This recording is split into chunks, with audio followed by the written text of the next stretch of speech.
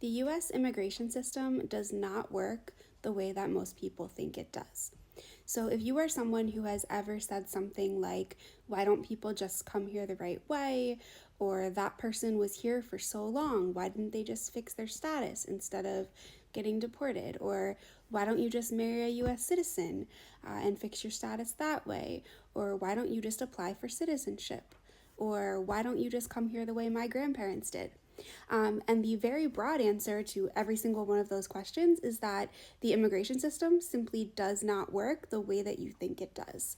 This article is really great and really thorough for explaining a lot of common misconceptions that the general public has about the immigration system. And it also does a good job of sharing that most of the general public also wants a solution that allows people to stay here, who have been here for a long time, who are paying taxes. The general public also supports keeping families together, not tearing parents and children and families apart. So I would highly recommend checking out this article, kind of checking your own misconceptions about immigration, and also sharing this with other people. I've sent this to so many people this evening since I found it.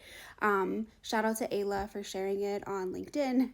And I think these misconceptions are one of the biggest barriers we have to getting an immigration system that actually works better for people, both for immigrants and for US citizens who are born here. So definitely check it out. Drop any questions in the comments. Happy to answer them. But really great article, really good information. So I hope you give it a read.